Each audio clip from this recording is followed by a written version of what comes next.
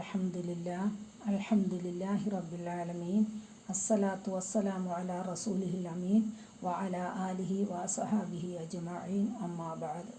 ബഹുമാനപ്പെട്ട event chair, judges, എൻ്റെ ശബ്ദം ശ്രവിക്കുന്ന മാന്യ ശ്രോതാക്കളെ, അസ്സലാമു അലൈക്കും വറഹ്മത്തുള്ളാഹി തആല വബറകാതുഹു. പരിശുദ്ധ ഖുർആനിലെ 54-ാമത് അധ്യായമായ സൂറത്തുൽ ഖമറിൽ ആവർത്തിച്ച് വരുന്ന ഒരായത്തിനെ തദബ്ബുർ ചെയ്തുകൊണ്ടാണ് ഞാൻ നിങ്ങളോട് സംസാരിക്കാൻ ഉദ്ദേശിക്കുന്നത്. നമുക്ക് ആയത്തൊന്ന് ശ്രവിക്കാം. അഊദു ബില്ലാഹി മിനശ് ശൈത്വാനിർ റജീം. ബിസ്മില്ലാഹിർ റഹ്മാനിർ റഹീം. വലഖദ് യസ്സർനൽ ഖുർആന ലിദ്ദിക്രി ഫഹൽ മിൻ മുദ്ദക്കിർ. വലഖദ് യസ്സർനൽ ഖുർആന, ഈ ഖുർആനെ നാം എളുപ്പമാക്കിയിരിക്കുന്നു. ലിദ്ദിക്രി, ചിന്തിച്ച് മനസ്സിലാക്കുന്നതിന് വേണ്ടി. ഫഹൽ മിൻ മുദ്ദക്കിർ, ചിന്തിച്ച് മനസ്സിലാക്കാൻ തയ്യാറുള്ളവർ ആരാണുള്ളത്? അതെ, അൽ ഖമർ എന്ന വാക്കിനർത്ഥം ചന്ദ്രൻ എന്നാണ്. ഈ അധ്യായത്തിലെ 1-ാമത്തെ ആയത്തിൽ തന്നെ ചന്ദ്രൻ പിളർന്ന സംഭവം പ്രതിപാദിക്കുന്നത് കൊണ്ടാണ് ഈ സൂറത്തിന് സൂറത്തുൽ ഖമർ എന്ന് പേര് വരാൻ കാരണം.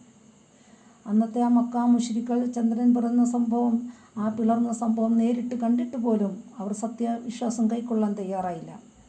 അവർ മുമ്പ് പറഞ്ഞതുപോലെ തന്നെ ഇത് മുഹമ്മദിൻ്റെ വെറും ജാലവിദ്യയാണെന്ന് പറഞ്ഞ് ആക്ഷേപിക്കുകയാണ് ചെയ്തത്. ഒരു സംഭവത്തിൽ നിന്നും അവർ പാഠം ഉൾക്കൊള്ളാൻ തയ്യാറായില്ല. ഇത്തരം ആളുകൾക്കല്ല ഈ ഖുർആൻ എളുപ്പമാക്കി എന്ന് പറയുന്നത്. ഹൃദയവിശാലതയോടുകൂടിയും സത്യാന്വേഷണത്തോടു കൂടിയും ഈ സംഭവം പരിശുദ്ധ ഖുർആനെ യഥാവിധി മനസ്സിലാക്കാൻ തയ്യാറുള്ളവർക്കാണ് ഈ പരിശുദ്ധ ഖുർആൻ എളുപ്പമാക്കി തന്നത്.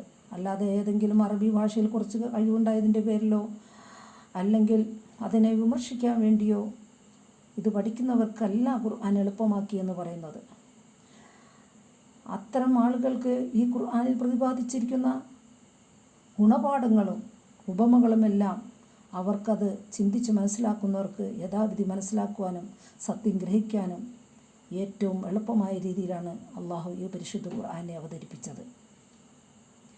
അതെ, നൂഹ് നബി അലൈഹിസ്സലാമിൻ്റെ ആ ജനതയെ അള്ളാഹു ആ പ്രവാചകനെ ധിക്കരിക്കുകയും നാട്ടിൽ കുഴപ്പമുണ്ടാക്കുകയും ചെയ്തപ്പോൾ ജലപ്രളയം കൊണ്ട് ആ ജനതയെ നശിപ്പിച്ച സംഭവം ഈ ആയത്തിലൂടെ, ഈ സൂറത്തിലൂടെ പ്രതിപാദിക്കുന്നുണ്ട്.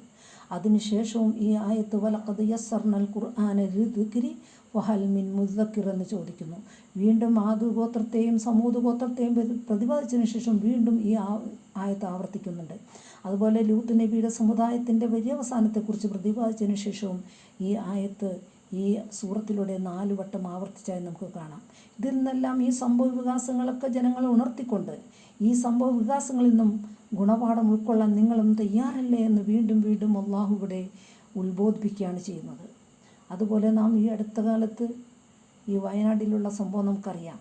രാത്രി കിടന്നുറങ്ങിയ ആളുകൾ, നിരവധി പ്രതീക്ഷകളുമായിട്ട് രാവിലെ ദോശമാവ് വരെ ഉണ്ടാക്കി കിടന്ന ഉമ്മമാർ, നേരം പുലർന്നപ്പോൾ ആ നാടും ആ നാട്ടിലെ ആളുകളും ഒന്നടങ്കം നശിപ്പിക്കപ്പെട്ട കാഴ്ചയാണ് നാം കണ്ടത്.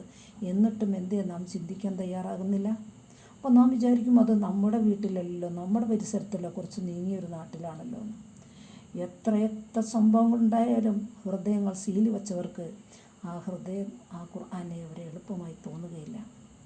ഹൃദയവിശാലതയോടുകൂടി എനിക്ക് സത്യം മനസ്സിലാക്കണം, എനിക്ക് അള്ളാഹുവിൻ്റെ പരിശുദ്ധ ഖുർആൻ പഠിക്കണമെന്ന ഉദ്ദേശത്തോടുകൂടി അതിനകത്തേക്ക് ഇറങ്ങിച്ചെന്നാൽ തീർച്ചയായിട്ടും അവനെ എളുപ്പമാക്കി കൊടുക്കും. അള്ളാഹുവിൻ്റെ പ്രവാചകൻ പറയുന്നുണ്ട്, ഖൈറുക്കും മൻ തഅല്ലമൽ ഖുർആന വഅല്ലമഹു, നിങ്ങളിൽ ഏറ്റവും മൂത്തമർ ഖുർആൻ പഠിക്കുകയും പഠിപ്പിക്കുകയും ചെയ്യുന്നവരാണ് എന്നാണ്. അള്ളാഹു സുബ്ഹാനഹു വ തആല നമ്മളെല്ലാവരെയും ഖുർആൻ ആഴത്തിൽ മനസ്സിലാക്കുവാനും അതനുസരിച്ച് ജീവിക്കുവാനും തൗഫീഖ് ചെയ്ത് അനുഗ്രഹിക്കുമാറാകട്ടെ. അള്ളാഹുവിൻ്റെ പ്രവാചകൻ്റെ അനുയായികളായ സഹാബത്ത് ഒരു ഖുർആൻ വചനം കേട്ടുകഴിഞ്ഞാൽ അവർ ആ വചനം ജീവിതത്തിൽ പ്രാവർത്തികമാക്കിക്കൊണ്ടായിരുന്നു അവർ അതിനെ ഹിഫ്ളാക്കിയിരുന്നത്. പക്ഷേ ആ മക്കാ മുശ്രിക്കുകൾ അള്ളാഹുവിൻ്റെ വചനം കേൾക്കുമ്പോൾ ഇത് മുഹമ്മദിൻ്റെ ഭ്രാന്തൻ ജൽപ്പനങ്ങളാണ്, മുഹമ്മദ് കവിയാണ് അല്ലെങ്കിൽ ഭ്രാന്തനാണ്, മാരണക്കാരനാണെന്ന് പറഞ്ഞ് ആക്ഷേപിച്ച ആ ജനങ്ങളെ അള്ളാഹു വെല്ലുവിളിക്കുന്നുണ്ട്. വഇൻ കുൻതും ഫീ റൈബിൻ മിമ്മാ നസ്സൽനാ അലാ അബ്ദിനാ ഫഅതൂ ബിസൂറത്തിൻ മിൻ മിസ്ലിഹി, നിങ്ങൾ അള്ളാഹുവിൻ്റെ ദാസൻ്റെ മേലിറങ്ങിയ ഈ വചനത്തിൽ നിങ്ങൾ സംശയാലുക്കളാണെങ്കിൽ ഫഅതൂ ബിസൂറത്തിൻ മിൻ മിസ്ലിഹി, ഇതുപോലുള്ള ഒരു അധ്യായമെങ്കിലും നിങ്ങൾ കൊണ്ടുവരിക എന്ന് പറഞ്ഞ് അള്ളാഹു വെല്ലുവിളിക്കുന്നുണ്ട്.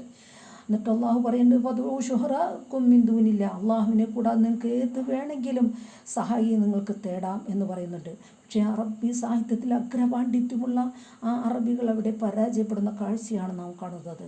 ഒരിക്കലും അതേ ലോകാവസാനം വരെ ഒരിക്കലും മാറ്റത്തിരുത്തുകൾ വരുത്താതെ ഈ പരിശുദ്ധ ഖുർആൻ ഇതുപോലെ ഒരു വചനം വരെ കൊണ്ടുവരാൻ ആർക്കും കഴിഞ്ഞിട്ടില്ല, ഇനി ലോകാവസാനം വരെ ആർക്കും കഴിയുകയുമില്ല. അതെ, അള്ളാഹുവിൻ്റെ വചനത്തെ യഥാവിധി മനസ്സിലാക്കണമെങ്കിൽ ആ ഖുർആനിൽ ആഴത്തിലുള്ള പഠനം ഉണ്ടാകണം. ഒരാൾക്ക് അള്ളാഹു ഹിദായത്ത് നൽകാൻ ഉദ്ദേശിച്ചാൽ യുഫക്കിഹുഹു ഫിദ്ദീൻ, അവന് ദീനിൽ പാണ്ഡിത്യം നൽകുമെന്നാണ് പറഞ്ഞിരിക്കുന്നത്. അതുപോലെ ഇന്നമാ യഖ്ഷല്ലാഹ മിൻ ഇബാദിഹി അൽ ഉലമാ, അള്ളാഹുവിൻ്റെ ദാസന്മാരിൽ നിന്നും അള്ളാഹുവിനെ ഭയപ്പെടുന്നവർ പണ്ഡിതന്മാർ മാത്രമാണ് എന്ന് പറഞ്ഞിട്ടുണ്ട്. അതെ, ഇസ്ലാമിനെക്കുറിച്ചും ഖുർആനെക്കുറിച്ചുള്ള ആഴത്തിലുള്ള പഠനം കൊണ്ടേ നമുക്ക് ഖുർആനെ മനസ്സിലാക്കുവാനും അള്ളാഹുവിനെ മനസ്സിലാക്കുവാനും കഴിയുള്ളൂ.